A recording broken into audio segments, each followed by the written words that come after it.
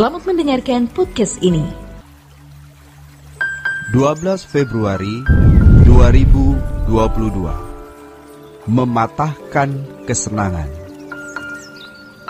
Firman Tuhan mengatakan bahwa orang yang tidak setia dalam hal mamon yang tidak jujur tidak akan mengerti kebenaran. Lukas 16 ayat yang ke-11. Tidak setia dalam mamon yang tidak jujur, artinya masih memiliki kehausan dan kelaparan terhadap materi atau masih duniawi. Tidak mungkin orang seperti ini mengasihi Tuhan. Dan orang yang tidak mengasihi Tuhan tidak akan menerima penggarapan Allah. Karena Allah bekerja dalam segala sesuatu untuk mereka yang mengasihi Dia. Kalau kita kembali melihat Mazmur 73 ayat 21-24, kita menemukan bahwa keadaan-keadaan yang sulit dipakai Tuhan menjadi alat untuk menggarap orang-orang yang Dia kasihi, sehingga bisa memiliki kehausan akan Allah. Seringkali, kalau kita dalam keadaan nyaman, kita tidak merasa butuh Tuhan. Celakanya, kalau kita sampai tenggelam dalam kenyamanan. Dan jika kita ada sesuatu yang mengganggu kenyamanan, perasaan krisisnya muncul sehubungan dengan masalah yang mengganggu kenyamanan tersebut. Kadang kita tidak bisa menghindari hal-hal yang tidak nyaman. Tetapi ada hal yang lebih besar dari persoalan-persoalan hidup kita hari ini. Apa? Kekekalan. Yang pasti tidak bisa kita hindari. Maka kita harus mempersiapkan diri kita sejak sekarang ini. Jadi jangan ada hal yang kita anggap sebagai krisis, kecuali keterpisahan dari Allah. Kepada orang-orang yang mengasihi Allah, Allah sering menunjukkan kasih-Nya dengan membawa orang itu kepada keadaan yang tidak menyenangkan, bahkan menyakitkan. Sebagai contoh yang jelas, orang-orang Kristen abad mula-mula, di dalamnya termasuk murid-murid Tuhan Yesus yang sangat dikasihi oleh Tuhan Yesus dan Allah Bapa. Mereka benar-benar hidup di dalam penderitaan, tetapi itu mempersiapkan mereka kepada kekekalan. Pergumulan itu berakhir pada penyempurnaan. Allah menggarap seseorang supaya bisa mematahkan semua kesenangan dan egonya.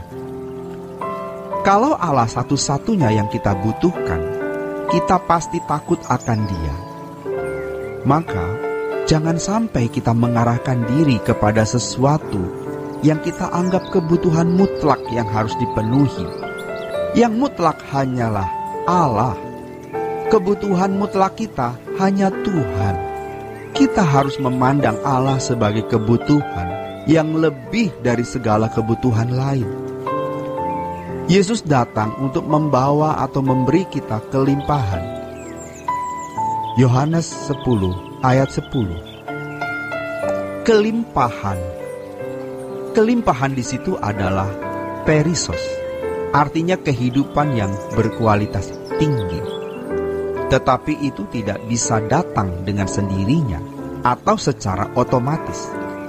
Bagaimana kita bisa memiliki kehidupan yang berkualitas? Kita harus memiliki kehidupan seperti Yesus. Manusia yang menemukan kemuliaan Allah yang hilang. Orang yang menemukan kemuliaan Allah yang hilang, dia menemukan Allah. Orang yang tidak menemukan kemuliaan Allah, dia tidak memiliki Allah. Sepanjang umur hidup kita adalah pergumulan untuk mencapai kesempurnaan seperti Bapa atau kesempurnaan dengan Tuhan Yesus. Kita harus serius menanggulangi keadaan kita. Kehidupan Yesus adalah kehidupan yang selalu melakukan kehendak Allah. Ini yang disebut sempurna seperti Bapa.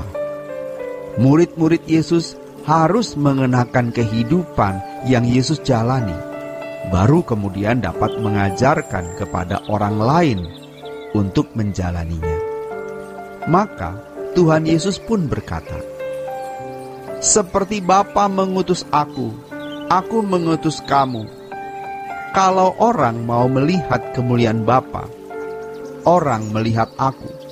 Sekalipun kamu meneruskan itu, kemuliaan Bapa, sehingga kamu disebut anak-anak Allah yang bercahaya seperti bintang-bintang di cakrawala." Jadi, murid-murid Yesus harus mengenakan kehidupan Yesus, baru kemudian mengajarkan orang lain untuk menjalani hidup tersebut.